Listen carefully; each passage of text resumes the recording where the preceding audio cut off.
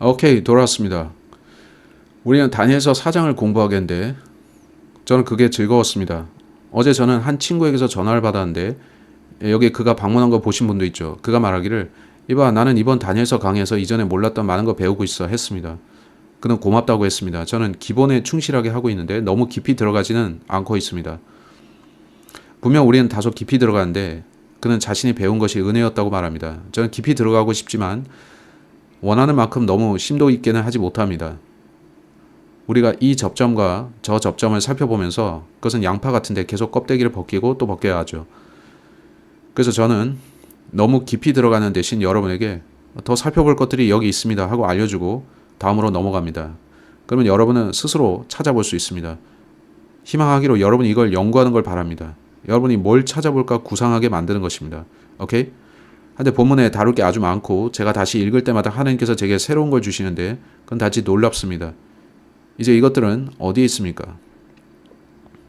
아브라함은 칼데아 우르 출신입니다. 이제 기억할 것은 바벨론에 칼데아인들이 살고 있었다는 것입니다. 지난주에 기억하십니까? 그래서 저는 이 칼데아가 무슨 뜻인지를 알아봤습니다. 그 뜻은 마귀들 같은, 강도들 같은 뜻입니다. 제가 말했듯이 지난주였는지 그 전주였는지 이건 정말이지 참 하나님과 마귀들의 무리와의 전쟁, 영적 전쟁입니다. 그들이 실체로서 나타난 거죠.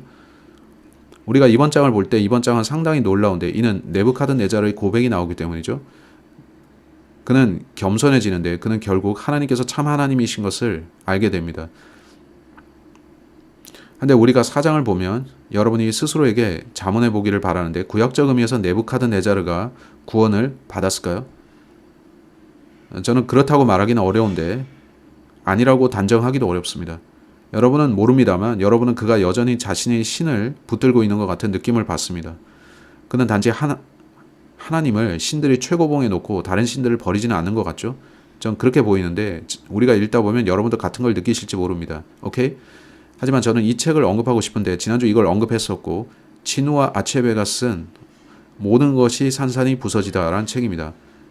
그는 아프리카 작가로서 이 Things Fall Apart라는 책을 썼습니다. 그는 거짓 신들을 숭배하는 사람들의 사고방식을 거기에 씁니다. 그것은 네부카드네자르의 생각과 완전히 일치하는데 최대한 제가 간단히 그걸 설명하겠습니다. 자, 여기에 한 왕이 있고 당신은 왕 앞에 당당히 걸어가서 헤이 저 얘기 좀 합시다 할 수 없습니다. 제 말은 그가 접근하기 어려운 존재이고 당신이 원한다고 가서 얘기할 수 있는 상대가 아니라는 거죠. 왕을 만나려면 먼저 서류 접수를 하고 조언자를 거치거나 이 사람 저 사람을 단계를 밟아서 총리를 만나고 그런 식으로 만나야 됩니다. 당신은 곧바로 왕한테 갈 수 없습니다. 오케이. 저자가 이 책에서 전달하는 내용은 거짓 신들을 숭배하는 사람들의 마인드가 똑같다는 것입니다. 그들이 생각할 때 권세가 낮은 신들 또 높은 신들이 있습니다. 당신이 뭔가를 바라는 게 있다면 단계를 밟아서 낮은 신에게 먼저 구해야 하는 겁니다. 그러면 신들의 단계를 거쳐가면서 최고 신이 듣는 것입니다. 웃긴데 안 그렇습니까? 크리스천이 된다는 게 얼마나 대단한 일인지 아십니까? 성경은 우리가 예수 그리스도의 피를 통해 담대히 은혜의 왕자로 나간다고 하죠. 따라서 우리는 더 낮은 신들을 통해 높은 신한테 갈 필요가 없습니다. 또다시 제가 이걸 생각하고 있을 때 보면 네부카드네자르는 참 하나님이 저 위에 계신 걸 깨닫고 있고 근데 그가 다른 신들을 배제했습니까? 그건 발견하지 못합니다. 어쩌면 제가 못 봤을 수도 있는데 그가 돌이켜서 자신의 다른 모든 신들을 제거했을 수도 있고 한 하나님만 믿었을 수도 있습니다. 하지만 문맥을 통해 보면 그렇지 않은 것 같습니다. 오케이? 이제 이것이 4장의 개요입니다. 1에서 3절에서 네부카드네자르가 참 하나님을 칭송합니다. 우리가 볼 것은 네부카드네자르의 말들입니다. 그가 하는 말이죠. 이제 그가 직접 다니엘을 시켜서 이 내용을 기록하게 했을까요? 그건 아닐 겁니다. 아마 그것은 석비나 석판 같은 데 기록되었을 것입니다. 그런 걸 아십니까? 석판에다 역사를 기록하는 걸 말합니다. 고고학자들은 이집트 혹은 바벨론의 역사를 그런 데서 찾아냅니다. 그것은 단지 왕의 칙령이고 누구나 와서 그 돌에 쓰여진 것을 읽을 수 있었습니다. 저는 그들이 이 본문의 내용을 석판에서 발견했는지 모르겠고 어딘가에 묻혀 있을 수도 있죠. 언젠가 그들이 찾아낼 수도 있고요. 하지만 어쨌든 그것은 흥미롭게도 성경과 일치하는 내용일 것입니다.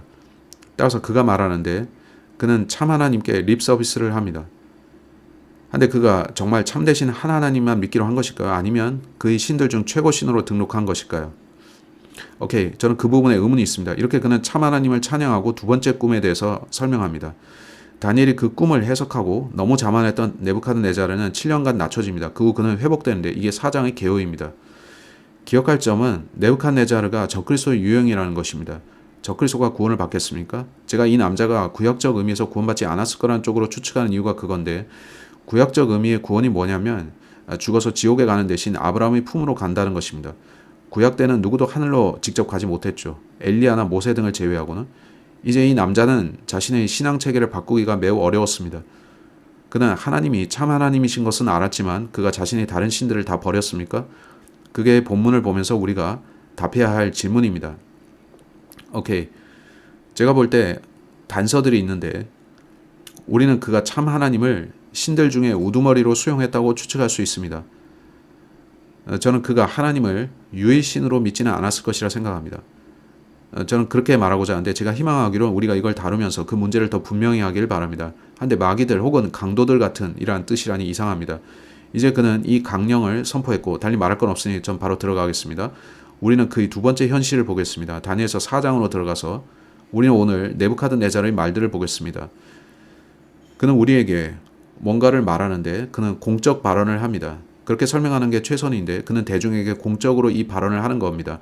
오늘날의 식으로 말하자면 대통령이나 수상이 나서서 제가 모든 사람에게 말하겠는데 저는 예수 그리스도를 참 하나님으로 믿게 됐습니다 라 하는 식이죠. 그건 신나는 일인데 안 그렇습니까? 이걸 들은 유대인들이 고무되었을 게 분명한데 그가 일어나서 유대인들의 하나님이 참되신 한 하나님이라고 말하고 있으니까요. 그들은 신이 났을 겁니다. 이걸 바라보는 또 규정하는 가장 좋은 관점은 그의 공적 선언과 고백이 히브리인들의 하나님이 모든 신들 위해 가장 높으신 하나님이라는 발표라는 것입니다. 오케이? 제가 충분히 돌려 말했습니까? 알아들으셨습니까? 오케이? 때로 저는 어떤 것을 놓치지 않기 위해 제 각주를 읽어야 합니다. 이것만 말하겠는데 only라는 단어가 없습니다. 그게 저를 신경 쓰이게 하는데 only라는 단어가 없습니다.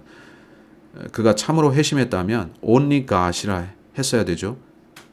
따라서 제게 있어서 저는 오케이, 그가 이 하나님만 신뢰하진 않았을 거라시란 얘기입니다. 그는 그분을 높였지만 그분만 숭배했을까요? 아니면 다른 신들도 여전히 섬겼을까요? 8절을 빨리 보겠습니다. 그러나 마지막에 다니엘이 내 앞에 들어왔는데 그의 이름은 나의 신의 이름을 딴 베트샤잘이었으니 그의 안에는 거룩한 신들의 영이 있느니라. 그래야 내가 그의 앞에서 그 꿈을 알리며 이같이 말하였도다. 이건 그가 여전히 자신의 신을 고수한다는 뜻 같은데, 그러면서 그는 이분이 가장 높으신 하나님이다 하는 겁니다. 여러분 이거 이해하셨습니까? 그는 왜 나의 신이었던이라 하지 않을까요? 왜 그러지 않나요? 오케이. 따라서 우리가 이걸 읽어가면서 그걸 여러분 생각에 넣어두세요. 여러분은 스스로 이 사내가 진짜 하나님께 돌이켰는지 아니면 그가 단지 참 하나님을 인지하고 인정했지만 여전히 다른 신들을 섬긴 것인지 한번 판단해 보세요. 그게 제 질문입니다. 온라인 1절. 네부카드네자르. 근데 저는 이제부터 그를 넵으로 축약해서 표현하겠습니다. 그 긴 이름을 계속 여기 쓸 수는 없으니까요. 네부카드네자르 왕이 온 땅에 거하는 모든 백성들과 민족들과 언어들에게 고하노라. 너희에게 화평이 크게 늘어나기를 바라노라. 첫째로 그가 말한 것은 세상의 모든 이들에게 내가 전달하고자 한다는 것입니다. 나는 모든 백성, 모든 민족, 모든 언어들에게 말하고자 한다는 거죠. 서로 다른 구어들이 있었던 겁니다. 고고학자들이 찾아낸 바 역사적으로 이러한 석판 혹은 석비 중 하나에서 거기에 여러 언어들이 있었다고 합니다. 그들은 고대 이집트 언어 같은 것을 해석합니다. 헬라어, 이집트어, 기타 언어들에 대해서. 저는 그 남자의 이름을 잊었는데 그가 찾아낸 게 로제타 스톤이죠. 로제타 스톤입니다. 그들은 그걸 해석했습니다. 따라서 이런 것들은 실제합니다. 그건 즉 이 네부카드네자르라는 사내가 내가 말할 모든 것을 돌판에 기록하라 했을 것이라는 얘기입니다. 필시 그 말은 여러 언어들로 기록되었겠죠. 모든 언어와 민족과 백성들이 그가 말하고자 하는 것을 읽을 수 있도록요. 그건 그가 살면서 본 것에 대한 증언이었습니다. 그는 왜 모든 신들 위에 계신 한 하나님을 인정하게 됐습니까? 그는 이렇게 시작하는데, 여기에 nations라는 단어를 보면서 저는 United Nations를 떠올리게 됩니다. 왜냐하면 그는 적그리스도의 유형이고 우리는 분명 UN이 적그리스도의 때 중요한 역할을 하리라는 것을 알기 때문이죠. 그래서 저는 그게 흥미로웠습니다. 그가 말하기를 너에게 화평이 크게 늘어나기를 바라노라고 합니다. 이 얼마나 흥미롭습니까? 그는 전쟁을 일으켜서 모든 사람이 그의 절대 권력 아래 있게 했던 자인데, 그런 그가 이제 너에게 화평이 있길 바라노라고 합니다. 참으로 평화는 전쟁을 통해 옵니다. 그래서 적그리스도는 평화의 사람이라 불리고요. 한데 그가 하는 일은 이스라엘의 전쟁을 선포하는 게 될 것이고 성전에 들어가 앉을 것입니다. 대환란이 3년 반과 후 3년 반으로 나뉜 거 기억하세요. 전 3년 반이 지나고 나서 중간에 무슨 일이 있냐면 성전이 재건되고 적그리스도가 그 안에 들어가 앉습니다. 그는 내가 하나님이다 하죠. 그는 하나님으로서 경배받으려 하는데 그게 네부카드네자르가 자신이 하나님이라 말하는 것과 어떤 식으로 연결될까요? 아주 잘 연결되죠. 근데 그는 이제 7년 동안 겸손해집니다. 와우, 우연의 일치입니까? 아니요, 저는 아니라 봅니다. 이렇게 그는 너에게 화평이 크게 늘어나기를 바라노라고 합니다. 이건 제가 볼 때 다소 위선적으로 보이는데 이 남자는 모든 걸 전쟁으로 성취하고선 나는 평화를 원할 뿐이다 하니까요. 아니 당신이 이 모든 사람들을 죽였잖아요. 오케이, 화평이라. 어쨌든 그는 평화를 원했습니다. 그는 너희에게 화평이 크게 늘어나기를 바라노라고 합니다. 나는 높으신 하나님께서 나를 향하여 역사하신 표적들과 이적들을 밝히는 것이 좋다고 생각했노라. 이제 그는 표적들과 이적들에 대해 말합니다. 근데 그가 이제 우리에게 말할 것은 현시 혹은 꿈입니다. 이제 꿈이나 현시는 하나님께로부터 오는 표적입니다. 혹은 다른 존재로부터의 표적일 수도 있죠. 이는 제가 말했다시피 마귀도 사람들에게 꿈들과 현시들을 줄 수 있기 때문입니다. 이제 그가 3절에서 말합니다. 잠시만요. 2절이 3절을 설명합니다. 네부칸네자르 그는 자발적으로 자신에게 일어난 일을 모든 사람에게 말하려 합니다. 가장 높으신 하나님께서 그에게 순차적으로 행하신 어떤 일에 대해서 말이죠. 따라서 우리가 읽게 된 이 모든 것은 하나님께서 그에게 행하신 어떤 일과 하나님께서 그를 심판하신 일입니다. 후에 하나님께서는 그에게 또 다른 일을 하셨고요. 여기서 저는 심판과 은혜를 봅니다. 어떤 이유로 하나님께서 그를 심판하셨고 이후에 하나님께서 그에게 은혜를 베푸셨죠. 제 말을 이해하시도록 먼저 전체 본문을 읽고 싶은데 그러면 제 말뜻을 이해하실 겁니다. 그가 경험한 것은 그의 교만에 대한 하나님의 심판이었는데 이는 그가 말하기를 나를 보라, 내가 건축한 걸 보라, 나는 아주 위대하다 했기 때문이죠. 하늘의 하나님께서 킥킥 웃으시면서 그를 한심하게 보셨겠죠. 성경은 이에 대해 말씀하시기를 당시께서 모든 이교도들을 향해 빈정거리시리다, 주께서 그들을 비웃으시리다 하고 하죠. 하나님께서는 자신이 위대하다 생각하는 이 하찮은 자들을 내려다보시는데 인간을 하나님의 대면 무엇이라 할 수 있을까요? 사람과 작은 개미를 비교하는 것과 같죠. 따라서 때로 하나님께서는 우리가 어떤 존재인지 상기하게 하십니다. 본문은 그걸 얘기하고 있죠. 오케이, 3절. 그분의 표적들이 얼마나 위대한가, 또 그분의 이적들이 얼마나 막강한가. 그분의 왕국은 영원한 왕국이요 그분의 통치권은 대대로 이어지는도다. 그가 하는 이 말이 얼마나 멋집니까? 저는 그가 이 말을 한 게 좋습니다. 그는 하나님의 왕국이 영원하고 그분의 통치권이 세대를 거쳐서 이어진다고 합니다. 이제 그는 당시 알려진 문명세계의 대부분을 지배하던 왕이었습니다. 그런 그가 어떻게 하나님을 왕이라고 부를까요? 물론 영적 왕국과 물리적 왕국은 서로 다릅니다. 이제 제 생각에 그는 헤이, 나는 이 물리세계의 왕이고 영적 세계는, 즉 그곳의 왕은 히브리인들이 섬기는 그 하나님이시다 한 거겠죠. 오케이, 그걸 아시겠습니까? 영적, 물리적 세계를 나눠서 말하는 거죠. 온라인 계속 보면 4절에서 나 네부카드네자르가 나의 집안에서 휴식하였고 나의 궁전 안에서 한창 번창하던 때였노라. 그는 휴식 중이었는데 쉬는 건 잘하는 일이죠. 저는 휴식을 즐기는데 때로 쉴 잠이 없습니다. 그가 말하길 나의 궁전 안에서 한창 번창했다고 합니다. 플로리시라는 단어의 뜻이 뭔가요? 플로리시는 번영하다 혹은 번영을 누리다라는 뜻입니다. 그는 매우 번창하던 왕이었는데 그는 금과 은과 보화들을 지녔고 만국을 그의 권세 아래 두었습니다. 제 말은 그가 성공했고 이제 은퇴해도 됐다는 건데 그가 그렇게 했습니까? 여기 말씀합니다. 5절. 내가 나를 무섭게 하던 꿈을 보았는데 나의 침상 위에 떠오른 생각들과 나의 머릿속 현시들이 나를 곤욕스럽게 하였더라. 그러므로 내가 칙령을 내려 바빌론의 모든 지혜로운 사람들을 내 앞으로 데려오게 하였으니 그들로 하여금 그 꿈의 해석을 나에게 알리게 하였도다. 여기 또 반복되는데 이건 친숙한 상황입니다. 그렇죠? 그 전에는 어땠냐 하면 그가 꿈을 꾸고 그걸 잊어버렸습니다. 그는 그들에게 그 꿈 내용을 말하라, 그 해석을 말하라 했고 다니엘만 할 수 있었습니다. 이번에도 그는 꿈을 꿨고 이번엔 그가 꿈 내용을 기억하고 있습니다. 그는 잊지 않았습니다. 근데 그가 누굴 부르냐면 그가 다니엘을 부릅니까? 자, 7절. 그때 마술사들과 점성사들과 칼데아인들과 점쟁이들이 안으로 들어왔도다. 그런즉 내가 그들 앞에서 그 꿈을 알려노라. 그러나 그들은 나에게 그것의 해석을 알려주지 못하였노라. 그들이 들어와서 들었고 그들은 그걸 모르겠다고 합니다. 제가 이 상황을 생각할 때 이 칼데아라는 이름이 마귀들과 강도들을 뜻한다면 그 자들은 마귀들과 교류했을 게 분명합니다. 따라서 왕이 마귀에게서 난 꿈을 받았다면 그 마귀가 그들에게 의미를 알려줬겠죠. 제가 이 본문을 읽을 때 저는 행간을 읽는데 제 생각에 그들이 알지 못했던 것은 그 꿈이 마귀들이 아니라 하나님께로부터 왔기 때문입니다. 그들은 잘 모르겠다 하면서 저기에 다른 신을 믿는 한 명이 있는데 그가 하는 말을 들어보십시오 합니다. 이제 8절. 그러나 마지막에 다니엘이 내 앞에 들어왔는데 그 이름은 나의 신의 이름을 딴 벨트샤잘이었으니. 자, 벨트샤잘, 그 어두가 벨 혹은 바알입니다. 네부카드네자르의 신이 뭐라고요? 바알 혹은 사탄입니다. 그는 문자 그대로 사탄 숭배자였습니다. 또 보시면 나의 신의 이름을 딴 벨트샤잘이었으니 그의 안에는 거룩한 신들의 영이 있느니라. 전 이걸 보면서 이게 뭐야? 하죠. 거룩한 신들의 영이라고? 이 네부카드네자르라는 인물은 분별력이 그다지 없었습니다. 그는 그의 안에는 거룩한 하나님의 영이 있느니라고 말했어야 하죠. 신들이 다 거룩합니까? No. 그들이 신들로 숭배한 것 중 다수가 타락천사 혹은 마귀들이었고 그들은 불경스러웠습니다. 따라서 네부카드네자르란 이 사내는 그다지 분별력이 없었는데 그는 참 하나님과 거짓 신들을 구분할 줄 몰랐습니다.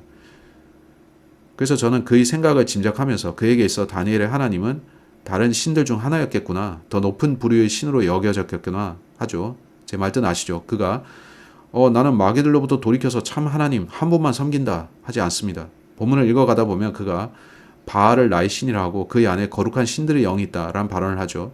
여러분 생각이 복잡해지지 않나요? 저는 그렇습니다. 우리는 이걸 보고 자 9절로 가서 오 마술사들의 통솔자인 벨트샤잘이여. 다니엘이 마술사입니까? 다니엘이 돌아다니면서 마가 디스 마가 댓 미안 그렇습니까? 여러분은 마술사들이 마가라는 용어로 쓰는 거 아십니까? 모든 이들이 마가라고 외치는 한 대통령 아시죠? 그들은 미국을 다시 위대하게 라는 뜻으로 그걸 말하는데 그 약자인 MAGA를 보면 오싹한 의미입니다. 그거 알면 여러분 다소 움찔할 텐데 우리가 잘 모르는 채로 마술사들을 용어를 쓰고 있죠. 어쨌든 오 마술사들의 통솔자인 벨트샤잘이여. 그는 왜 헤이 다니엘 하지 않습니까? 그가 왜 다니엘이라는 이름을 부르지 않냐 하면 그가 여전히 자신의 신들을 따르기 때문입니다. 또 마법사라고 왜 지칭하냐 하면 여러분이 볼 때 다니엘이 그 말을 듣고 좀 움찔하지 않았을까요? 저는 마술사가 아닙니다. 제가 탈출 마법이라도 하는 사람입니까? 저는 당신의 마술사들 중 하나가 아닙니다. 그대 안에 거룩한 신들의 영이 있어서. 다니엘은 또 움찔했을 건데 내 안에 성령이 계신데 하지만 그런 말을 꺼낼 수는 없었겠죠. 어떤 비밀도 그대를 곤란하게 하지 못하는 것을 내가 아노라. 그렇기에 내가 본 나의 꿈의 현실들과 그것의 해석을 나에게 알려달라. 이제 그는 그에게 해석을 알려달라고 하는데 이제 다니엘만이 그 해석을 줄 수 있었던 이유는 제 생각에 그 꿈은 하나님에게서 왔고 참 하나님만이 그 해석을 알려주실 수 있었기 때문입니다. 다른 마술사들이 그럴 수 없었던 것은 그들은 마귀들을 따랐기에 마귀들에게 속한 꿈들만 해석할 수 있었기 때문이죠. 그게 말이 됩니다. 이제 10절 그는 내가 본 나의 꿈의 현실들과 그것의 해석을 나에게 알려달라고 하는데 여기서 저는 2장이 생각납니다. 거기서 그는 꿈과 해석을 알려달라고 했었죠. 근데 다니엘이 뭔가를 말하기 이전에 나의 머릿속 현실들은 이와 같았노라고 그가 먼저 말합니다. 이제 10절에서 그는 꿈의 내용에 대해 말합니다. 제가 장담컨대 왕이 아무 말 하지 않았더라도 다니엘은 그 꿈이 뭐냐면 하면서 하나님께 그에게 계시하신 대로 알려줬을 겁니다. 따라서 왕은 조급했는데 그가 침묵하고 있었다면 2장에서와 같이 참 하나님께서 능력을 보이셨을 겁니다. 근데 다니엘은 듣고 있으면서 말하기를 오케이 그 꿈을 말씀해 주십시오 합니다. 10절 나의 침상에서 떠오른 나의 머릿속 현실들은 이와 같았노라. 내가 보았더니 땅 한가운데 있는 나무 한 그루를 보는데 그것이 높이가 대단하였도다. 그 나무가 자라고 강해져서 그것이 높이가 하늘에까지 도달하였고 그것의 관계가 온 땅의 끝까지 미쳤도다. 이 꿈은 거대한 나무에 대한 것인데 그게 왜 중요합니까? 그 꿈이 그와 그의 왕국과 연관되어 있었고 이 나무가 많은 것을 내포하기 때문입니다. 예수님이 고치신 눈먼 자가 사람들이 나무들처럼 걷는 것을 제가 봅니다 했던 거 아시나요? 우리가 이걸 보다 보면 그 나무가 네부카드네자르와 그의 왕국을 상징하는 것을 알게 됩니다. 다른 경우의 나무의 이미지가 사람의 이미지였던 것과 동일하게 한데 왕은 머리로도 상징됩니다. 우리는 그것이 어떤 정치적인 것, 정부와 유관했던 것을 알게 됩니다. 이 나무가 어떤 정부들과 유관한 것일까요? 지난번 현시처럼 이 나무가 물리적 왕국에 대해 다루는 내용일까요? 그것들은 이 지상의 물리적 왕국들이었고 그것들은 바빌론, 메디아, 페르시아, 그리스 그리고 로마 그 다음으로 그걸 뭐라고 불러야 될지는 모르겠습니다만 신세계 질서 그렇게 부를까요? 이 모든 게 물리적 왕국들에 대한 얘기일까요? 혹은 이것은 영적 왕국에 대한 것일까요? 본문을 보면서 저는 와우 여기 다룰 게 많구나. 제가 말했듯이 깊이 들어가면 끝도 없는데 저는 그러고 싶지 않지만 이 내용에 매혹됩니다. 우리는 성경에서 모형과 반대 모형을 봅니다. 제가 본문을 보면서 이것은 뭔가의 모형이고 저것은 반대 모형이라는 걸 보죠. 두 가지 나무들이 있습니다. 이것은 이교도의 나무이며 여러분은 이스라엘 또한 나무로 불리는 거 아시죠? 제가 그걸 보여드릴 건데 저는 소름이 돋았습니다. 주님, 제가 이걸 어떻게 적절히 다룰 수 있을까요? 양파 껍질 벗기는 것처럼 계속 뭐가 나오는데 모르겠지만 저는 최선을 다해 풀어보겠습니다. 제가 10% 정도의 내용밖에 전달을 못할 수도 있지만 최선을 다해 보겠습니다. 사실 더 많은 것들이 들어있지만 우리가 하늘에 가면 내가 8기통짜리 차를 한 대 놓쳤다 싶은 게 있을 겁니다. 제가 보니 여러 해 동안 제가 놓쳤던 많은 것들이 본문에 있는데 다시 본문을 읽으면서 저는 와우, 이전에 내가 이걸 모르고 넘어갔네 합니다. 그건 꽤 놀랍습니다. 이제 그 꿈은 나무에 대한 것입니다. 그는 그것의 높이가 대단했다고 하는데 이 나무가 얼마나 키가 컸습니까? 11절, 그 나무가 자라고 강해져서 그것의 높이가 하늘에까지 도달했고 그것의 광경은 온 땅의 끝까지 미쳤도다. 이 나무는 너무 높아서 꿈 안에서 문자 그대로 온 세상이 그 나무를 볼 수 있었습니다. 만일 그 나무가 그와 그의 왕국을 뜻한다면 그가 모든 왕국들의 통치자라 볼 수 있겠죠. 이제 제가 나무를 그려봤는데 아직 또 다른 나무를 다루진 않겠지만 이게 그 나무입니다. 이 나무는 바벨론을 뜻하고 또한 네부카드네자르라는 이 남자를 뜻하기도 합니다. 흥미로운 것은 본문이 그것이 아주 높이 자라서 하늘까지 닿았다라고 하는 겁니다. 이제 하늘에는 뭐가 있습니까? 기억하십니까? 하늘은 총 셋이 있고 첫째 하늘에는 새들이 날고 둘째 하늘은 우주 공간이며 셋째 하늘은 하나님께서 거하시는 곳입니다. 자, 성경은 UFO들이나 마귀들 혹은 타락천사들이 있다고 하는데 이번 주 제가 금주의 설교로 성경은 UFO에 대해서 다루기를 원하는데 아멘. 사람들은 저를 미쳤다고 생각하든지 아니면 그렇겠군 하고 받아들일 겁니다. 어떻게 되는지 봅시다. 한데 저 지역들이 마귀들로 가득 차 있었고 그들을 통제하는 그 존재들을 숭배하는 곳이었다면 아시지만 여기에 타락천사들이 나오는 것이고 어떤 식으로 그것들이 이 왕국에 개입했던 겁니다. 그게 말이 됩니까? 그들은 사람들 안에 들어가서 그 왕국을 그들이 뜻대로 움직였습니다. 그게 이해되십니까? 그래서 저는 그래서 하늘까지 닿았다고 하는구나 하죠. 그것의 광경은 온 땅의 끝까지 미쳤도다.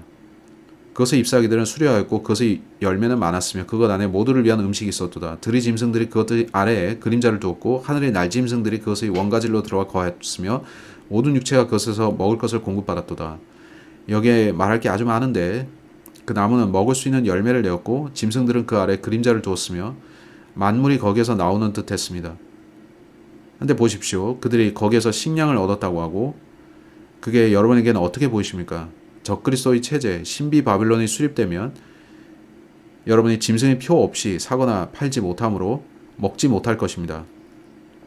이렇게 여러분은 그들이 수립하는 체제에 기대게 되는데 여러분 이거 아는지 모르겠지만 카톨릭 교회에 고해 성사 있는 거 여러분 아셨습니까? 그들은 미사라는 의식도 갖고 있습니다. 그것들이 바벨론 체제에 기인한 걸 아십니까? 고대 바벨론에는 사제들이 있었고 사람들은 사제에게 가서 죄들을 고백했습니다. 거기서 나온 것이고 카톨릭 교회는 지금도 행하는데 이상하지 않습니까? 또 여러분이 아는 것은 그들이 태양신 숭배를 했다는 것과 그들이 자신들이 태양신에게 작은 케이크를 구워 바쳤고 그들이 먹었다는 것입니다. 따라서 제가 보면 이 바벨론은 신비 바벨론에서 온 것이고 카톨릭 교회도 그것과 묶여 있습니다. 저는 이 나무가 온 땅에 걸쳐 있는 걸 보는데 즉 과거의 역사만이 아니라 예언이고 우리는 지금 세계에서 신비 바벨론 이전에 가르쳐졌던 마귀 이교 의식들을 행하는 그것을 주변에 보나요? 네, 로마 카톨릭 체제는 이교주의와 바벨론에서 온 것이라고 전 참으로 믿습니다. 흥미로운데 따라서 우리가 여기서 보는 것은 그것의 잎사귀, 열매, 짐승들 전 동물들을 묘사하려고 했지만 잘 하지는 못했습니다. 그 아래에 짐승들이 있고 날짐승 혹은 새들을 그 위에 갖고 있습니다. 새는 무엇의 유형입니까? 요한계시록에서 새들과 불결한 영들로 가득한 존재를 봅니다. 새들은 부정한 영들의 상징인데 이 왕국은 불결한 영들로 꽉 차 있죠. 흥미로운 것은 그가 이런 것을 말한다는 것입니다. alright. 전 너무 깊이 들어가고 싶진 않지만 여러분은 하나님께서 어떻게 보시는지와 하나님께서 이것을 강력한 나무가 자라나는 걸로 보신다는 것을 알아야 합니다. 네부갓네자르는 내가 세상 다른 모든 이들과 비교해 볼 때 크고 오래된 나무다 하시는 거죠. 그런 정부와 체제를 세웁니다만 그것은 어떤 영적 요소와 결부되고 나중에는 그게 현대의 신비 바빌론, 즉 정치적, 종교적, 경제적 시스템이 되는 것입니다. alright? 신비 바빌론에 대해서 앞서 언급한 걸 또 말할까요? 저는 그 모든 게 적그리스도가 통치할 체제로 모아지는 것으로 봅니다.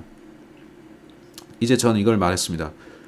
제가 본 것 중에 가장 큰 나무는 캘리포니아 거기에 있는 세콰이어 국립공원에 가서 본 레드우드였습니다. 그 나무들은 꽤 컸는데 너무 높아서 꼭대기를 보기가 힘들었죠. 충분히 멀리 있어야 그 꼭대기까지 볼 수 있었습니다. 제가 온두라스로 선교를 갔을 때 1998년 처음 오티즈 형제가 저를 라세이바로 데려갔습니다. 우리는 라세이바를 통과해서 차를 타고 갔는데 그것은 제가 살면서 본 가장 큰 나무였습니다. 그것을 세이버 트리라 불렀는데 그 키가 400에서 500피트 정도였죠. 정말로 컸는데 그 밑에 기둥이 이만했습니다. 제 생각에 20에서 30피트 정도 이 방 크기만 했습니다. 세이버 트리. 만약 여기에 온두라스에서 온 분이 있다면 그는 섬에 살던 해적의 후손일 수도 있는데요. 그 섬들 중 하나가 우틸라라 불리고 모건, 스미스, 쿠퍼 그런 건 다 해적들의 이름인데 해적들이 거기에 정착하고 살았죠. 거기 가서 해적의 후손들인 사람들을 만나는 건 놀랍습니다. 거기 가면 여러분은 세이바란 발음 대신에 스페인어로 사이바라 하는 것을 듣는데 그들의 악센트는 웃깁니다. 에서 사이바, 오케이 사이바, 세이버 트리가 있고 두 종류의 세이버 트리가 있는데 수놈과 암놈이 있습니다. 둘 중 하나에는 가시가 있는데 진짜 세이버 나무를 보면 가시들이 덮고 있어서 다칠 수 있기 때문에 나무에 오를 수가 없습니다. 전 그 생각이 나는데 그 거대한 세이버 나무를 잊을 수가 없고 거길 지나갈 때마다 저는 경외감으로 이 얼마나 거대한 나무인가 했고 그건 잊을 수 없죠.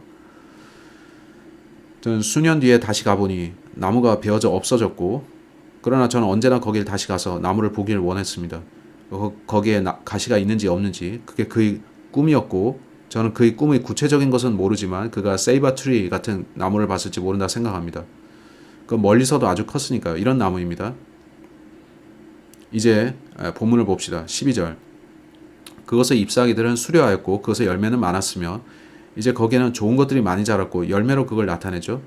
저는 그게 번성하는 경제 같은데 모르지만 그것 안에 모두를 위한 음식이 있었도다. 들이짐승들이 그것의 아래 그림자를 두었고 하늘의 날짐승들이 그것의 원가질로 들어와 거하였으며 모든 육체가 그것에서 먹을 것을 공급받았도다. 내가 나의 침상 위에서 떠오른 나의 머릿속 현시들 가운데 보았는데 보라 파수꾼이자 거룩한 이가 하늘로부터 내려왔도다.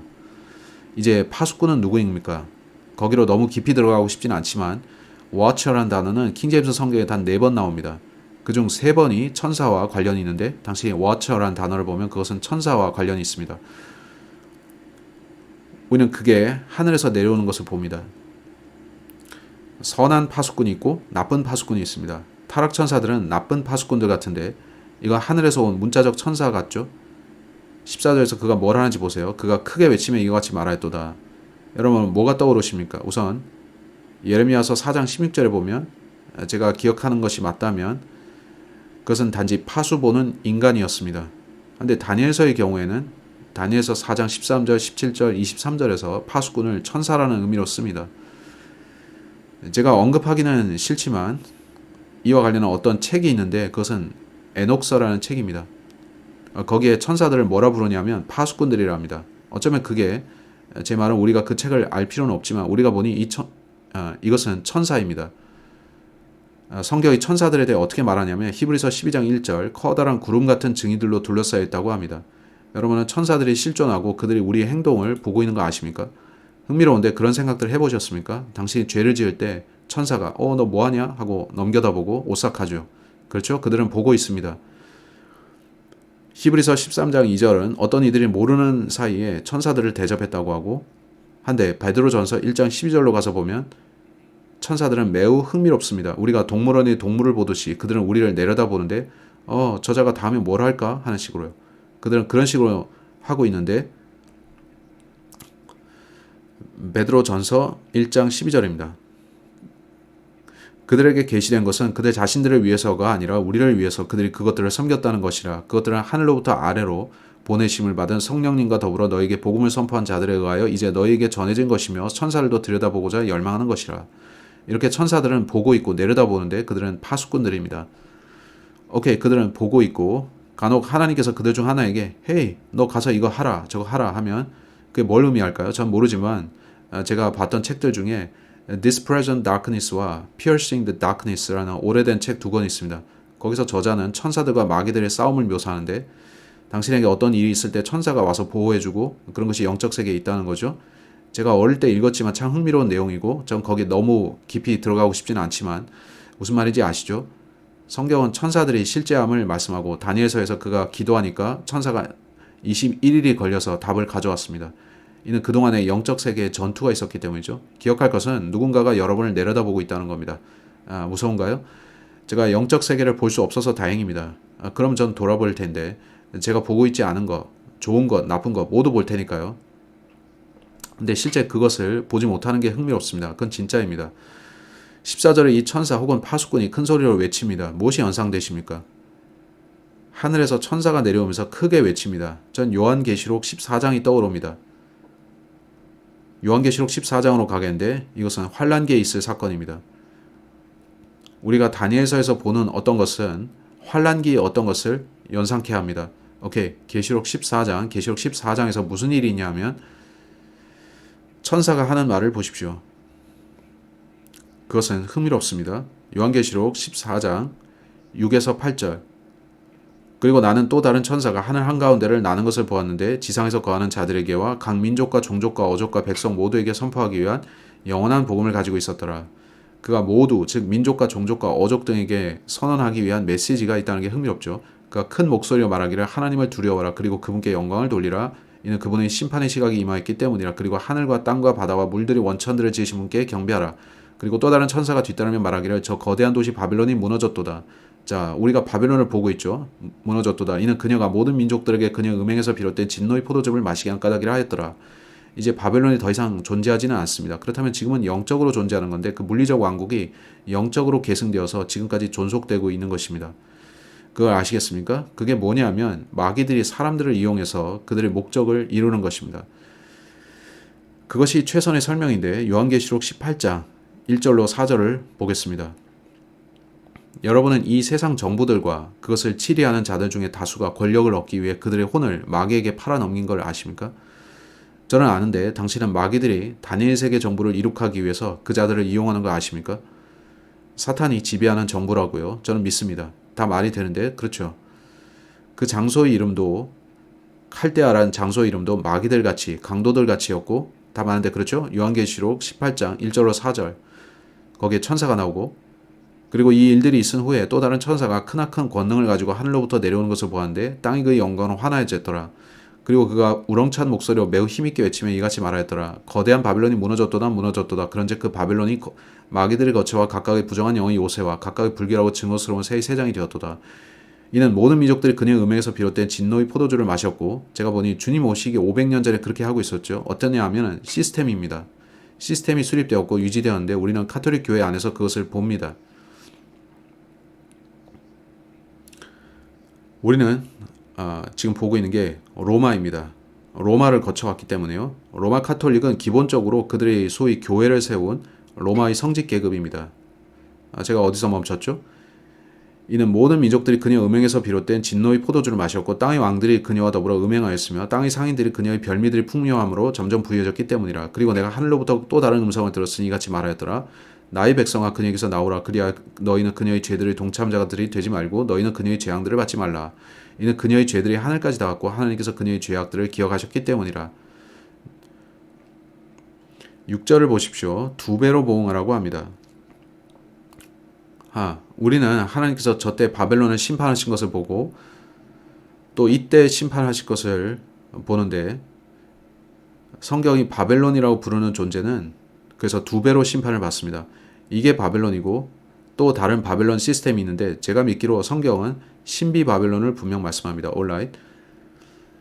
다니엘서 4장으로 돌아와서 23절은 파수꾼을 언급합니다. 17절에서도 파수꾼을 말씀하고 13절에서도 파수꾼을 언급합니다. 3번에 걸쳐 파수꾼이라는 용어를 사용하는데 이제 14절 그가 크게 외치며 이와 같이 말하였도다. 그 나무를 찍어 쓰러뜨리고 그의 가지들을 잘라내라. 그래야 그의 잎사귀들을 흔들어 떨어내고 그의 열매를 흩으라. 짐승들을 그것 아래서 쫓아버리고 날짐승들을 그의 가지들에서 쫓아버리라. 그럼에도 불구하고 그의 뿌리들의 몸통은 땅에 남겨두되 바로 철과 노수로 감은 채 들이 연한 풀 가운데 있게 하라. 그리고 그것이 하늘의 이슬로 젖게 하라. 그리고 그의 몫이 땅의 풀 가운데서 짐승들과 더불어 있게 하라.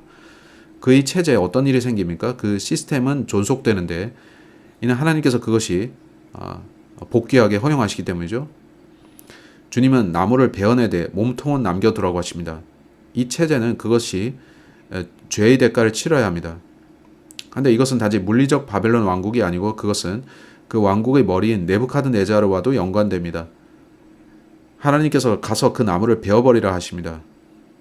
그런데 하나님께서는 그것을 다시 살리십니다. 여러분은 나무 그루터기에서 이런 거 잘하는 거 보셨습니까? 제가 보니 한 번은 그루터기가 썩어 있고 더럽혀져 있는데 거기서 완전히 다른 나무가 자랐고 그건 이상했죠. 하나님께서는 이 나무를 멸하시고 그걸 다시 되살리십니다. 따라서 신비 바벨론은 존재할 것입니다. 이게 이해가 되십니까? 저는 지푸라기 잡듯이 말하는 게 아니라 실제 일어나는 것을 말합니다. 계속 보겠는데 이런 우리가 봐야 할 게 너무 많군요. 확실히 하고 넘어가겠는데 여기서 우리는 뭐가 떠오릅니까? 저는 여기에 다른 나무를 그렸는데 이것은 로마서 11장으로 갑시다. 거기서 우리는 이런 것을 봅니다. 이건 한때 강력하고 위대했던 왕국 바벨론 왕국이고요. 하나님께서 그걸 베어내게 하셨죠. 한데 또 다른 왕국이 있습니다. 이것은 하나님의 왕국인 이스라엘입니다. 성경은 그것도 나무로 말씀하는데 따라서 우리는 마귀의 왕국 또 하나님의 왕국을 봅니다. 하나님의 왕국인 이스라엘, 그들이 뭘 했습니까? 그들은 배교에 빠졌고 그들은 거짓 신들을 섬기기 시작했습니다. 그렇다면 메시아를 거절한 그들에겐 무슨 일이 있었습니까? 같은 일이 일어났습니다. 우리가 모형과 반대 모형을 보는 게 이상하지 않습니까? 적그리스도의 모형과 그리스도의 모형인데 그리스도는 여기서 나오실 거였고 그들은 그분을 잘라내고 죽였습니다. 예수님이 어떻게 불리셨냐면 뿌리 또 가지라 불리셨습니다. 여러분 들어보셨습니까? 성경에서 그리스도를 그렇게 부릅니다. 그분은 다시 자라납니다. 그리고 그리스도께서 여기로부터 나옵니다. 그렇죠. 결국 적그리스도도 이 나무에서 나옵니다. 놀라운데 그렇지 않습니까? 오케이. 따라서 로마서 11장 그 장 전체를 보지는 않겠지만 그 1절을 보면 그렇다면 내가 말하노라 하나님께서 자신의 백성을 내치셨느냐 하나님께서 금하시기를 바라노라 이는 나 또한 이스라엘이요 아브라함의 씨에서 난 자요 베냐민 지파에서 난 자이기 때문이라 하나님께서는 자신이 미리 아셨던 자신의 백성을 내치지 아니하셨느니라 너희는 성경 기록에 엘리야에 대해 말씀하시는 것을 모르냐 어떻게 그가 이스라엘 대적하여 하나님께 탄원하였는지에 대해 말한 것이니 말씀하시기를 내려가 11절 보면 그렇다면 내가 말하노라 그들이 걸려 넘어져서 그들이 쓰러졌느냐 하나님께서 금하시기를 바라노라 그보다는 오히려 그들의 몰락을 통해 구원이 이방인들에게 이르렀으니 그들에게 질투를 일으키기 위함이라 이제 그들의 몰락이 세상의 부요함이 되고 그들의 쇠함이 이방인들의 부요함이 되거는 하물며 그들의 충만함은 얼마나 더하겠느냐 다 보셔야 되지만 그 중에 17절 아니 16절부터 봅시다. 16절 이는 첫 열매가 거룩하다면 그 덩어리 역시 거룩하며 뿌리가 거룩하다면 가지들 역시 그러하기 때문이라 그리하여 그 가지들 중 일부가 꺾여 나가는 바람에 내가 한 야생 올리브 나무로서 그들 가운데 접붙여지고 그들과 함께 그 올리브 나무의 뿌리와 더불어 비호감의 동참자가 되었다면 자, 다 읽을 시간은 없는데 여러분은 이 장을 다 읽어보십시오. 여기서 하나님께서는 이스라엘에게 이와 같은 일이 일어나는 것을 말씀하십니다. 그것의 뿌리는 남아있고 하나님께서 교회를 가져오시는데 우리가 거기에 접붙여졌습니다. 우리가 누구입니까? 누가 이거 쓰레기통에 버려주십시오. 오케이, 이게 안 나옵니다. 우리는 접붙여졌습니다. 우리는 이 나무에 접붙여졌죠. 우리는 누구냐면 우리는 크리스천들이고 영적으로는 유대인들입니다. 우린 자신을 영적인 의미에서 유대인들이라 부르는데 우리는 아브라함의 씨에서 나오기 때문이죠. 하지만 그건 영적입니다. 제가 아브라함을 틀리게 썼는데 제가 피곤해서요. 우리는 예수 그리스도를 통해 영적으로 아브라함의 씨입니다. 오케이, 이해하시겠습니까? 예수님은 돌아오실 것입니다. 이 모든 걸 보시면 여러분 설명하기 힘든 거 아시겠죠? 이건 누군가의 두뇌의 용량을 초과할 텐데 여러분이 성경을 읽으면 하나님께서 신약에서 이스라엘을 주님을 거절한 한 나무로 보신다는 것과 그를 신뢰하는 우리를 거기에 접붙이시고 이 나무가 계속 자라고 주님께서는 천년간의 이스라엘을 통치하시게 되는 것을 봅니다. 따라서 저것은 그리스도이고 여기서 우리는 적그리스도의 모형을 보는데 그건 반대 모형이죠. 그가 다스리고 있다가 잘려나가고 하나님께서는 다시 그를 접붙이십니다.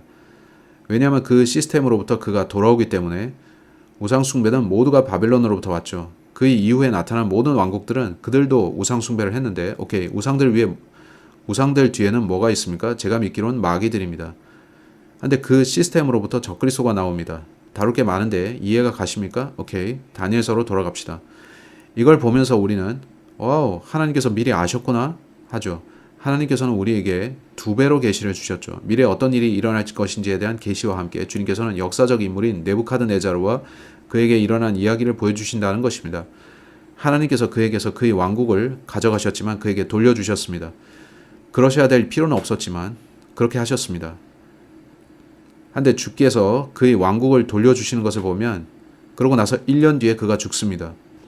제가 클라레스 라킨의 책을 보니까 라킨이 말하기를 이 본문의 기록은 BC 562년에 쓰여진 것이고 그것은 네부카드네자르가 죽기 1년 전이었다고 합니다.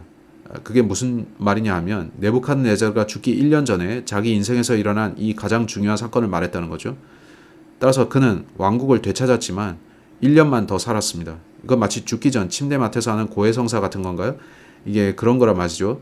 이제 다니엘서 4장으로 가서 제가 어디까지 봤죠? 대략 14절부터 다시 봐야겠는데 여러분은 16절도 읽어야 합니다. 먼저 14절로 가겠습니다. 그가 크게 외치며 이와 같이 말하였도다. 그 나무를 찍어 쓰러뜨리고 그의 가지들을 잘라내라. 그리하여 그의 잎사귀들을 흔들어 떨어내고 그의 열매들을 흩으라. 짐승들을 그것 안에서 쫓아버리고 날짐승들을 그의 가지들에서 쫓아버리라. 그럼에도 불구하고 그의 뿌리들의 몸통은 땅에 남겨두되 바로 철과 노수로 감은 채. 따서 뿌리는 남겨두라고 합니다. 뿌리가 남아있다면 다시 나무가 자랄 수 있습니다. 제 자두나무 얘기해드릴까요? 제 부모님이 자두나무 한 그루를 심으셨는데 당시에 저는 8살에서 9살 정도였습니다. 그 나무가 한동안 자라다가 죽었습니다. 그리고 25년 혹은 그 후에 작은 자두나무 줄기가 다시 올라왔습니다. 하나가 올라오고 또 하나가 나오고 저는 그것들을 퍼서 다른 데 심었습니다. 또 사람들에게 분양을 했는데 그것들은 계속 올라옵니다. 그 나무가 죽었지만 수많은 뿌리들 중에 일부가 살아있다가 오랜 세월 뒤에 자두나무 줄기로 다시 올라오는 겁니다. 저는 그걸 브레이커 자두라고 부르는데 달리 어떻게 불러야 될지 몰라서 저는 품종을 몰라서 따서 뿌리가 남아있다면 되살아날 수 있습니다. 근데 제가 놀라는 것은 그것이 철과 노수로 감겨있다는 것입니다. 어떤 나무가 그 위에 철과 노시 있습니까? 그렇다면 우리는 또 다른 꿈을 연상하게 되는데 그 형상이 금머리, 은, 놋, 그리고 철이었죠. 모든 관습, 모든 믿음, 모든 거짓 신들, 이 모든 게 그리스와 로마로 이어진다는 것이겠죠. 그들은 비슷하게 우상을 섬겼고 동일한 마귀들을 섬겼습니다. 그게 이해가 되십니까? 그런 식으로 말고는 달리 이해할 길이 없습니다. 이 꿈의 모든 것을 연결해주는 철과 놋이 나오는 게 얼마나 흥미롭습니까? 들의 연한 풀 가운데 있게 하라. 그리고 그것이 하늘의 이슬로 젖게 하라. 그리고 그의 몫이 땅의 풀 가운데서 짐승들과 더불어 있게 하라. 따라서 그것은 한 나무로 언급되다가 인칭 그가 되었습니다. 본문은 그이라 합니다. 그의 몫이 이제 16절 그의 마음을 사람의 마음으로부터 변하게 하여. 아니 나무에 사람의 마음이 있다고요? 이건 네부카드네자르를 언급하는 겁니다. 나무는 그의 왕국만이 아니라 그 자신을 가리킵니다. 그가 뭘로 바뀌냐면 짐승의 마음이 그에게 주어지게 하라. 그리고 7대가 그의 위로 지나가게 하라. 그에게 짐승의 마음이 주어지는데 적그리스도는 뭐라고 불리죠? 그는 짐승입니다. 7년 대환란 때, 그건 어떤 때이죠? 요한계시록을 보면 그때를 한 때와 두 때와 반 때, 곧 3년 반이라고 합니다. 여기에서 한 때는 1년입니다. 따라서 7년이 흐르게 되는데 제가 앞서가고 있어서 제 노트를 보고 지금 어디에 와 있는지를 보겠습니다. 근데 전 여러분께 보여드리고 싶었습니다. 그의 마음을 사람의 마음으로부터 변하게 하여. 오케이, 여러분은 성경에서 때로 사람과 짐승을 관련지어서 말하는 거 아십니까? 이제 베드로후서 2장을 보고 유다서로 가겠습니다. 본문은 그들을 잔인한 짐승이라고 부릅니다. 제가 놀라는 것은 그 두 본문의 문맥에서 타락천사를 말씀하고 있다는 거죠. 따라서 베드로후서 2장, 이것은 여러분을 하여금 기억하십니까? 이 나무가 하늘까지 올라간다는 것이요. 제가 볼 때 타락천사들이 내려와서 사람들 안에 들어오는 것입니다. 그들이 사람들을 지배하려 하고 사람들을 통해 통치하려 하는 거죠. 그들을 어떻게 부르는지에 대해서 베드로후서 2장을 보시면 베드로후서 2장 12절, 어쩌면 제가 더 앞으로 가야겠는데 11절, 이에 반해 권능과 막강함에 있어서 더 위대한 천사들도 주 앞에서 그들을 대적하여 욕설로 고소하지 아니하느니라. 문맥상 여기서 천사에 대해 말씀하고 있습니다. 이제 12절로부터 18절. 그러나 이들은 포획되어 멸망당하게 된 본성적으로 포악한 짐승들 같아서 자신들이 이해하지 않는 것들에 관하여 악하게 말하느니 자기 자신이 부패한 가운데서 철저히 멸망하리라. 본문은 누구냐 하면 이들은 악한 사람들입니다. 분명 마귀들이나 타락천사들에게 장악된 자들이죠. 또한 낮 시간에 흥청대는 것을 기쁨으로 여기는 자들로서 불의 보응을 받으리라. 그들은 너희와 더불어 잔치를 벌이는 동안 자기 자신의 속임수들로 스스로 희롱하나니 그들은 점들과 흠들이라. 또 간음으로 가득한 눈을 가지고 불안정한 혼들을 기만하며 죄를 중단할 수 없는 자들이라. 그들은 탐욕스러운 습관들로 마음을 단련시켜 왔으며 저주받은 자식들이라. 그들은 옳은 길을 저버렸고 길을 이탈했으며 보솔의 아들 발라함은 바알과 연관되죠. 의 길을 따르고 있는데 그는 불의의 대가를 사랑하였으나 자신이 죄악으로 인해 꾸짖음을 받았으니 말 못하는 나귀가 사람의 음성으로 그 예언자의 광기를 막았느니라. 이들은 물 없는 우물들이요 광풍에 의하여 옮겨지는 구름들이라. 그들에게는 어둠의 연무가 영원토록 간직되어 있느니라. 이들은 잃어버린 자들이고 아마 마귀들 엮고 지옥을 향해 가는 자들이죠. 그 다음에 18절 보세요. 이는 그들이 헛된 것에 관하여 대단히 과장된 말들을 할 때면 누가 그럽니까? 우리가 보면 그것은 네부카드네자르가 그의 입으로 발설한 죄들의 핵심입니다. 과오 가운데 사는 자들에게서 벗어나 정결해진 자들을 그들이 육신의 정욕들과 심한 음욕을 통하여 매혹하기 때문이라. 전 다 읽지는 않을 텐데 유다서 오직 한 장이죠. 유다서 10절입니다. 유다서 10절. 그는 그것에 대해 말하는데 제가 이걸 읽은 이유는 여기서 그들을 난폭한 짐승들, brute beast라 부르기 때문입니다. 오케이. 갑자기 네부카드네자르가 짐승의 마음을 갖게 되는데 그는 짐승이 되었습니다. 오케이, 이상하죠. 어쩌면 그건 그의 안에 마귀가 있었다는 것이고요. 유다서 10절. 그 전에 거기에 천사들에 대해 말씀한 곳이 어디 있는데 6절입니다. 자신들이 처음 신분을 지키지 않고라고 하니 흥미롭죠. 그러나 이들은 자신들이 모르는 그런 것들에 대하여 악하게 말하느니라. 그러나 그들이 포악한 짐승들처럼 본성적으로 아는 것 그것들로 그들은 스스로를 부패하게 하느니라. 그들에게 화가 있기를 바라노라. 이는 그들이 카인의 길로 갔고 발라함의 과오를 따라 보상을 노리고 탐욕스럽게 달려갔으며 코레의 반란으로 멸망했기 때문이라. 그들이 두려움 없이 스스로 배를 채우며 너희와 함께 잔치할 때 이들은 너희의 성도 사랑의 잔치들에 있는 얼룩들이라. 그들은 물없이 바람들의 이리저리 옮겨지는 구름들이요 두 번 죽어 뿌리들까지 뽑혀버리고 열매가 시들어 열매 없는 나무들이며. 얼마나 흥미롭습니까? 두 번 죽고 뿌리들까지 뽑힌다니. 성경에는 뿌리나 그런 것만 남고 잘린 두 가지 존재가 나옵니다. 여기서 뭐라고 말씀하냐면 흥미롭게도 열매 없는 나무들을 말씀합니다. 이걸 보면서 저는 우리가 막 다니엘서에서 읽었던 게 생각납니다. 근데 그는 하나님께 열매를 내지 않았고 마귀에게 열매를 냈습니다. 이제 여러분은 이 모든 게 어떻게 연결되는지 아시겠나요? 그러길 바랍니다. 제가 볼 때 어떤 마귀 들림의 현상이 보입니다. 이 지역에 여러분 말할 건 많지만 시간이 충분치 않습니다. 어떤 사람들은 이 남자처럼 생각하는데 그는 이스라엘에 갔었고 그가 말하기를 처음에 그는 이집트를 갔고 그 다음에 이스라엘로 갔다고 했습니다.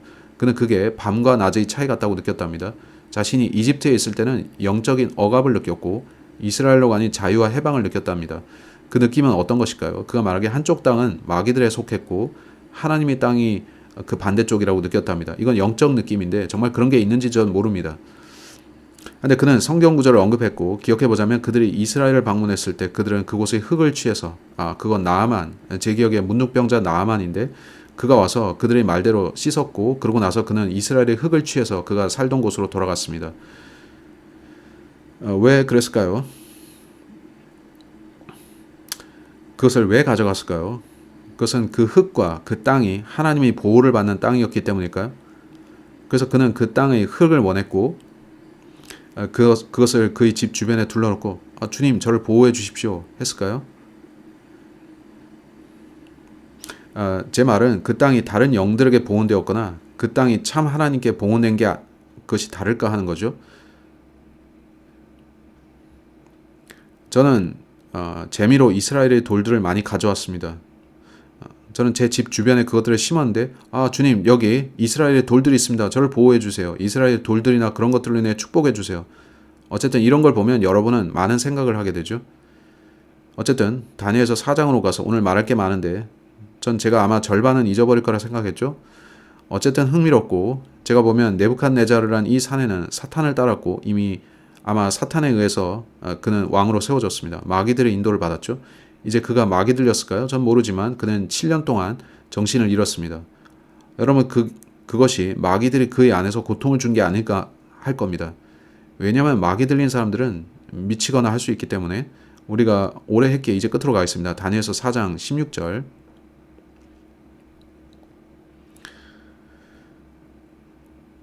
그의 마음을 사람의 마음으로부터 변하게 하여 짐승의 마음이 그에게 주어지게 하라. 그리고 7대가 그의 위로 지나가게 하라. 이 사안은 파수꾼들의 칙령에 의한 것이요 거룩한 이들의 말에 의한 강력한 요구라. 오케이. 따라서 파수꾼들은 천사이고 천사들이 그에게 이런 것을 말한 겁니다. 이걸 누가 전달하라고 명하신 거냐면 하나님께로부터 온 것이고, 이는 지극히 높으신 분께서 사람들의 왕국 안에서 다스리시며 그분께서 원하시는 누구에게나 그것을 주시고 사람들 중에서 가장 천한 자를 왕국 위에 세우시는 것을 산 자들에게 알리려 함이라. 하나님께서 네부갓네자르에 대해서 내리시는 평가는 내가 본 자들 중에 가장 형편없다 하십니다. 그는 나는 세상에서 가장 잘난 사람이다 라고 생각했을지라도요, 나 네부갓네자르 왕이 이 꿈을 보았으니 오 벨드샤자라, 이제 너는 그 꿈의 해석을 밝히 알리라. 이는 나의 왕국의 모든 지혜로운 사람들이 그 해석을 나에게 알려주지 못하였기 때문이라. 그러나 거룩한 신들의 영이 너희 안에 있기에 너는 능히 할 수 있느니라. 또 이렇게 말한데, 아니죠. 하나님의 영이 당신 안에 있다고 해야죠. 그 신들은 거룩하지 않은데, 거짓 신들 말이죠. 또 그가 말합니다. 그때 그의 이름이 벨트샤자르인 다니엘이 1시간 동안 경악하였고 그의 생각들이 그를 곤욕스럽게 하였도다. 왕이 일러 말하기를 벨트샤자라, 꿈이나 그것의 해석이 너를 근심에 빠지지 못하게 하라 하였더라. 보니까 다니엘이 이걸 듣고 나서 그가 1시간 동안 그가 이렇게 벙 쪄 있었다는 것입니다. 이 아스토니드라는 단어 안에는 스톤이라는 단어가 들어있습니다. 그건 당신이 돌처럼 딱 굳어 있었다는 것입니다. 여러분은 다니엘이 1시간 동안 이렇게 입을 벌리고 있는 걸 생각할 수 있을까요?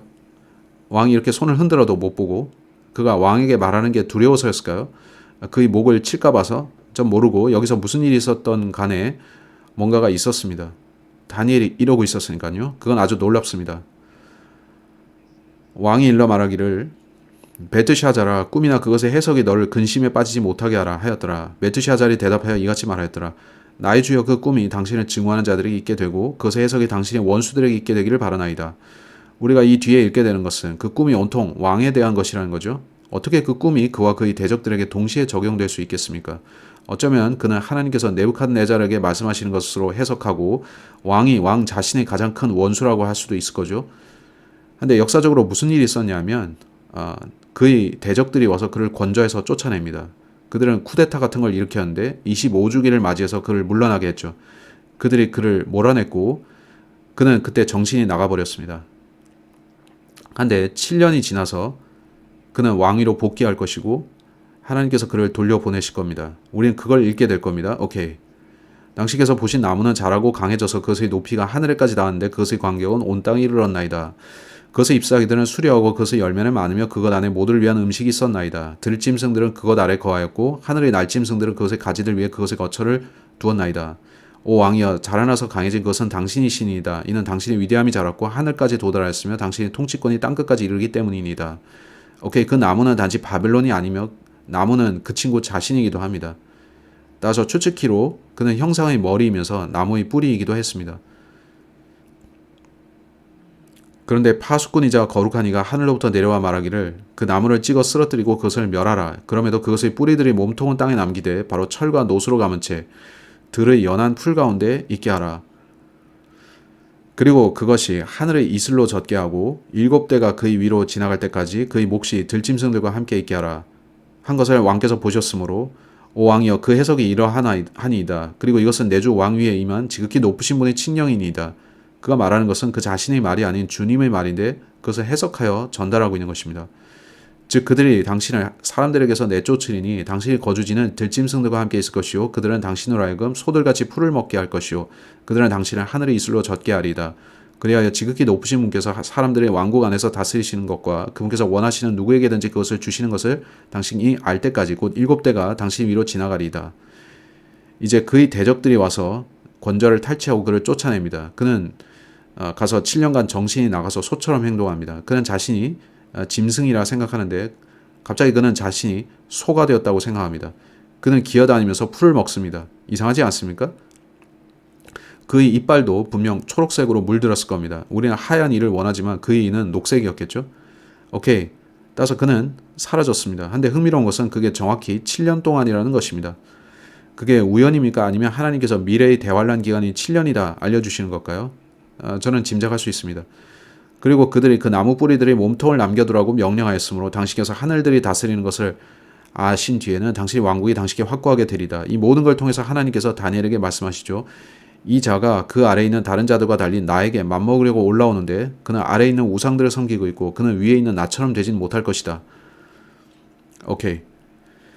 오 왕이여, 이러한 이유로 저희 조언이 당신께 기꺼이 받아들여지게 하소서. 그리하여 의로서 당신의 죄들을 단절하시고 가난한 자들에게 자비를 보이심으로써 당신의 죄악들을 단절하소서. 혹 그것이 당신의 평강을 길어지게 할까 하나이다.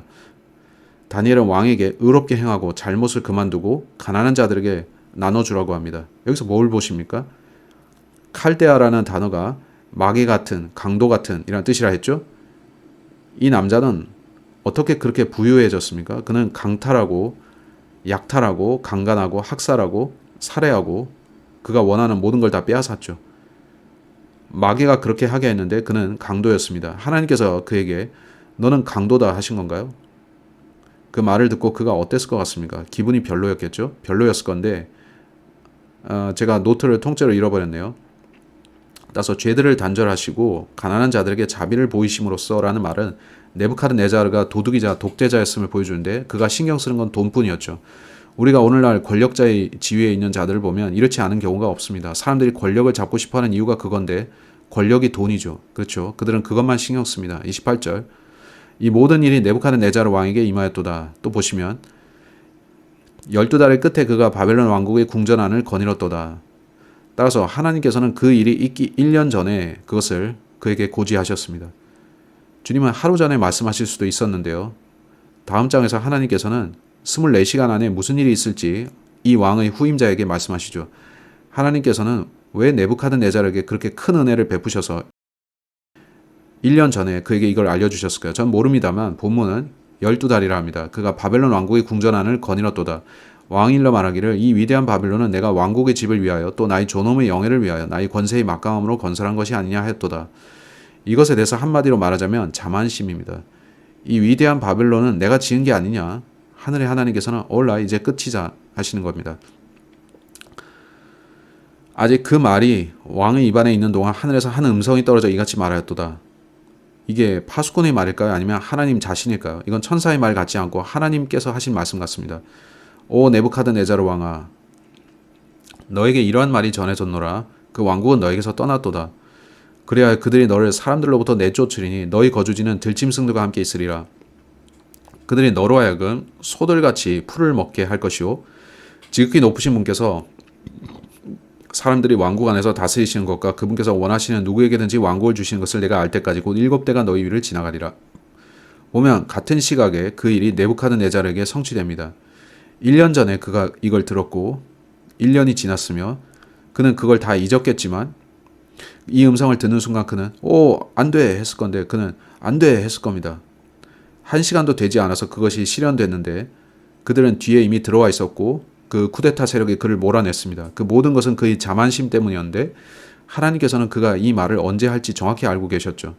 그 말을 1년 뒤에 할 것을 아셨습니다. 하나님께서는 이미 계획하시기를 그가 이 말을 하는 그 시각에 권좌에서 쫓겨나고 하나님의 심판이 떨어지게 하셨습니다. 타이밍. 이번 주 우리는 타이밍에 대해서 이야기합니다. 하나님의 타이밍이죠. 하나님께서는 자신이 무슨 말씀을 하신지 알고 계십니다. 바로 그 시각에 그 일이 네부카드네자르를 위해서 성취되었도다. 그런즉 그가 사람들에게 내쫓겨서 소들같이 풀을 먹었고 그의 몸이 하늘의 이슬에 젖었으니 그의 머리카락이 독수리들의 깃털들같이 자라고 그의 손톱들이 새들의 발톱들처럼 될 때까지 그리하였도다. 그는 머리를 자라게 놔뒀는데 히피처럼 됐죠. 그는 나가서 들판에 있게 되는데 그의 옷은 찢어지거나 심지어 벌거벗었겠죠. 마태복음에서 무덤가에 있던 남자들 어떻습니까? 그들이 벌거벗고 뛰어다니고 사슬을 끊어버렸죠. 이건 마치 그가 말 그대로 막이 들려버린 것 같습니다. 그리고 그의 손톱이 자라는데 여러분 손톱이 이렇게 길게 자란 사람 보셨습니까? 리플리가 믿을지 모르지만 손톱이 길어지다 보면 이렇게 한 바퀴를 돕니다. 정말 이상하죠? 그는 아무것도 아닌 존재처럼 보였습니다. 여러분이 들판을 지나다가 이 남자를 봤다면 오 네부카드네자르 왕이시여 하고 절하지는 않았을 겁니다. 여러분 그를 발로 뻥 차버린 다음 갈 길을 가겠죠. 따라서 그는 다소 겸손해졌는데 그렇지 않습니까? 이제 34절 그리고 그때 그날들의 끝에 나 네부카드네자르가 하늘을 향하여 나의 두 눈을 들어 보았도다. 그리하여 나의 명철이 나에게로 되돌아왔으니 내가 지극히 높으신 분을 찬양하였고 내가 영원토록 살아계시는 분을 찬송하고 공경하였으니 그분의 통치권은 영원한 통치권이요 그분의 왕국은 대대로 이어지느니라. 이렇게 7년째에 끝나는데 왜 7년입니까? 저 같으면 7분도 안 걸렸을 텐데 주님 죄송합니다 했겠지만 이 남자한테는 7년이 걸렸습니다. 그는 정말 정신이 나갔던 것 같습니다. 하나님께서 마귀들에게 가서 그를 차지하고 고통 주라고 하셨을지도 모르죠. 그런 거였을지 모르죠.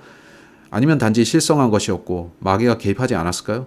전 이 일에 어떤 식으로 마귀가 개입했을 거라고 봅니다. 그 7년이 지나자 하나님께서는 마귀들에게 헤이 이제 그를 놔줘라 어떻게 되는지 보자 하셨는데 그러자 그에게 정신이 돌아왔습니다. 전 이 말을 하려고 했는데 우리가 성경학교 다닐 때 러커만 박사는 그가 bird brain, 멍청이가 되었다라고 말하면서 그걸 독일어로 말하려고 했습니다. 바보가 됐다는 거죠.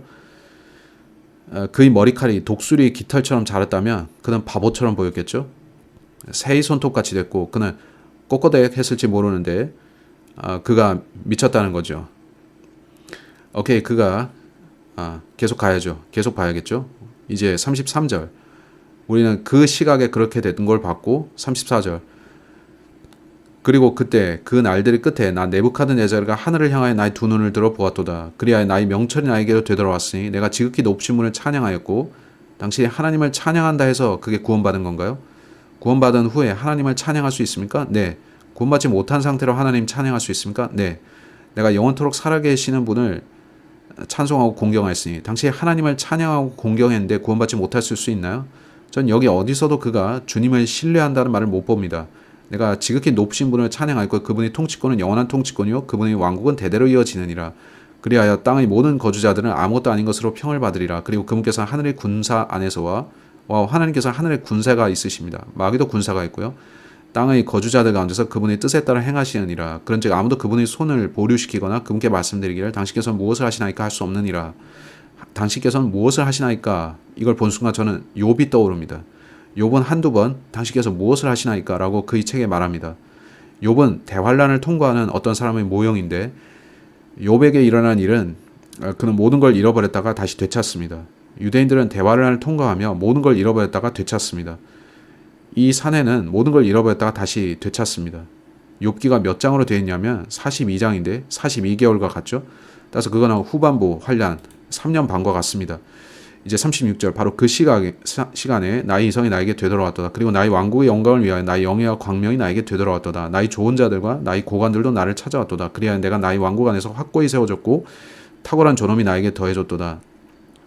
그는 이전에 가졌던 것보다 더 많이 갖게 되는데 욥도 그랬죠. 그는 왜 마귀 숭배자들을 모두 잡아 목을 치라고 하지 않았습니까? 그럴 수 있었는데 왜 이제부터 모두 하나님만 섬겨라 하지 않았을까요? 한 장 앞에서 그는 칙령을 내리길 하나님과 유대인들에 대해서 나쁘게 말하지 말라고 했었고 한데 왜 그는 이 기도의 끝에서 나의 모든 신들을 거부하고 히브리인들이 섬기는 참 하나님을 믿겠습니다 하지 않습니까?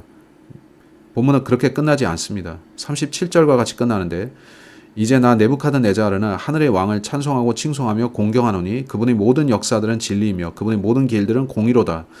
그런즉 교만 가운데 살아가는 자들을 그분께서 능히 천하게 낮추실 수 있느니라. 오케이, 그는 유일한 하늘의 왕이라 하지 않습니다. 전 그런 표현을 보지 못합니다.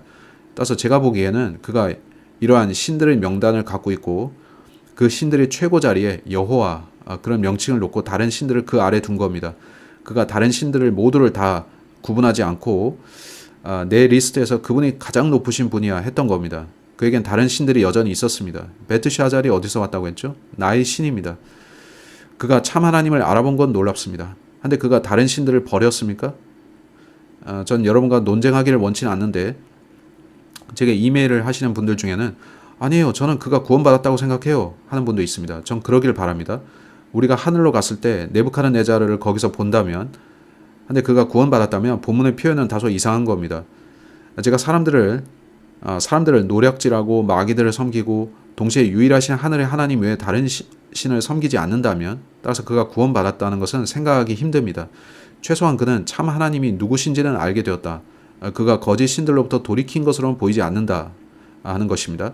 그의 마인드셋은 변함이 없는데 더 높은 신을 만나려면 낮은 신을 거쳐야 된다는 생각 말이죠. 이해되십니까? 우리는 잠언 3장으로 끝낼 수가 있습니다. 하나님을 신뢰한다는 이 생각은 우리가 보혈을 믿고 구원받는 신약의 그것만이 아니고 구약 때 그들은 하나님을 신뢰해야 했습니다. 성경에 따르면 그들이 죄들을 용서받을 수 있는 수단이 희생제였는데 네부카드네자르의 피의 희생제는 어디 있습니까? 저는 그것도 보지 못합니다. 따라서 그가 자신의 죄들을 용서받았습니까? 모릅니다. 그런데 잠언 3장 5절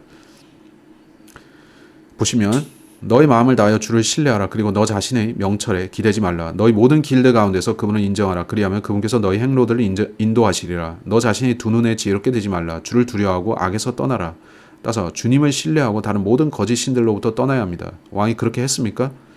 그런 것 같지 않은데 그를 이어받은 왕들은 여전히 거짓 신들을 섬겼습니다. 이것 참, 하지만 우리는 그의 고백으로 인해 여전히 크게 기뻐해도 됩니다. 이로 인해 하나님을 섬기는 유대인들의 위상이 크게 올라갔겠죠. 그러나 그가 자신의 거짓 신들을 거부했을까요? 그건 의문입니다. 아니면 후에 그가 나가서 마귀에게 희생제를 드리고 거짓 신들을 위해 인신제사를 드렸을까요? 모릅니다. 우린 모릅니다. 이제 질문, 코멘트 하실 분 계실까요? 오늘 우리가 좀 길게 했는데 제 생각에 이번 시간은 가장 빠르고 쉬울 줄 알았습니다. 근데 다룰 게 참 많았고 참 많았죠. 말씀하세요.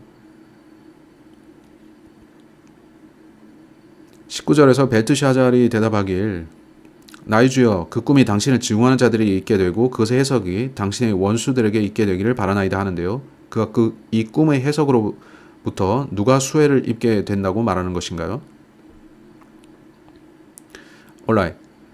그는 당신께서 보신 나무는 이라고 이어가는데 그건 그 꿈이 당신을 증오하는 자들에게 있게 되고 이런 말을 합니다. 이 꿈이 주어졌고 그 내용이 왕의 원수들에게 알려져서 쿠데타를 일으켰을 수도 있습니다. 그러나 그들이 본문의 나머지 부분을 읽지는 않았을 건데 이는 그들이 왕의 정신이 돌아오기 전 7년 동안만 권력을 잡을 수 있는데 그걸 몰랐다는 거죠. 우리는 그가 적그리스도의 모형인 것을 보고 근데 그는 거의 그리스도의 모형이 되기도 합니다. 그건 잘못 돌렸네요. 그건 하나님의 대적들과 적그리스도가 7년간 통치하고 하나님이 돌아오셔서 뒤집으시기 때문입니다. 따라서 우리는 떠났다가 휴거됐다가 7년 지나면 되돌아옵니다. 여러분 그를 적그리스도의 모형으로 볼 수 있지만 그를 그리스도의 모형으로도 말할 수 있는데 그건 그가 되찾기 전까지 그의 왕국이 다른 누구한테 7년 넘어가고 예수님은 적그리스도가 권력을 잡은 지 7년 후에 돌아오시니까요. 따라서 당신은 그렇게 말할 수 있고 어떤 사람들도 그럴 수 있습니다. 당신은 어떻게 네부칸네자를 그리스도의 모형이라고 말합니까? 제 말은 이런 관점에서 그가 7년간 왕좌에서 쫓겨난다는 것입니다. 그리스도는 하늘에 계시고 7년 동안 적그리스도가 땅에 있는데 자 이해되십니까? 하지만 그는 적그리스도의 모형에 훨씬 적합하고 이 꿈은 몇 가지 이유 때문에 주어진 것입니다. 또 있으십니까? 저도 그렇게 생각했는데 그의 대적들이 그 일로 인해서 수혜를 받게 될 것이고 그래서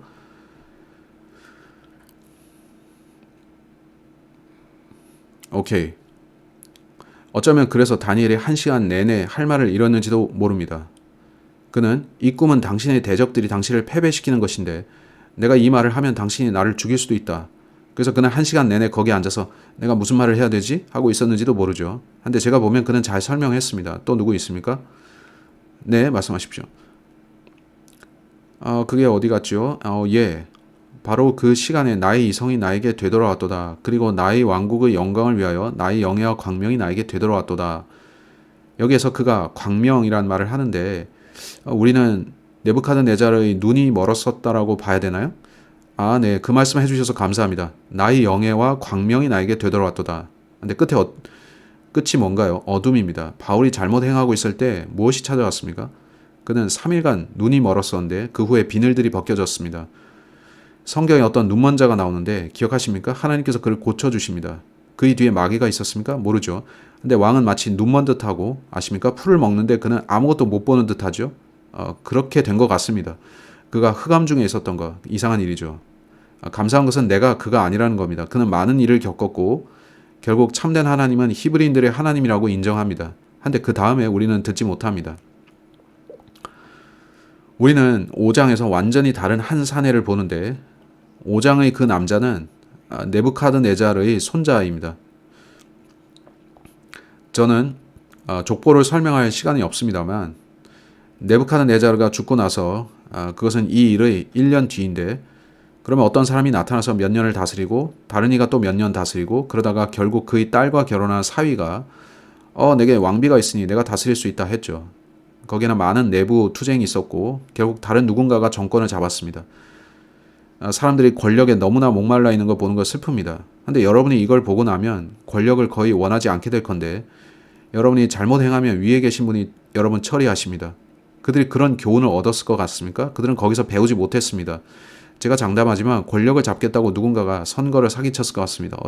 그들은 그것에 불만을 품었고 그들은 잘 모르지만요. 어쨌든 흥미롭습니다. 그리고 결국 벨샤잘이 권좌에 오르는데 그의 아버지인 나보니두스가 진짜 왕이었고 그가 전쟁에 원정에 나가 있었습니다. 벨샤잘이 거기서 술에 취해 있었던 것은 그래서인데 아마 그는 마마보이였던 것 같습니다.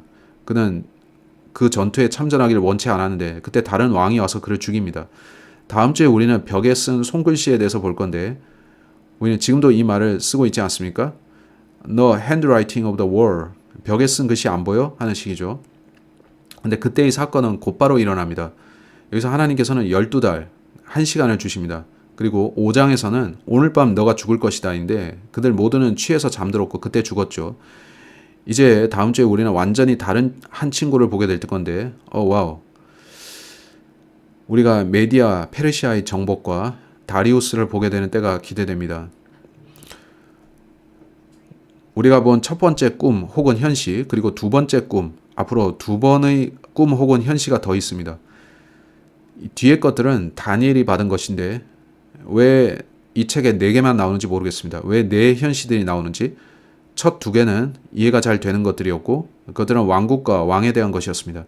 신비 바빌론에 대해서 다 이해하셨습니까? 제 말은 온통 거기서 시작해서 세상의 경제 시스템, 세상의 종교 시스템, 정부 조직 모든 게 연관된다는 건데 결국 신비 바빌론은 종교적, 경제적, 정치적 집단이 되는 것입니다. 저는 그게 다가오는 걸 봅니다.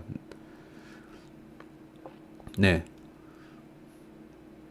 제가 그걸 언급하는 거 잊었는데요.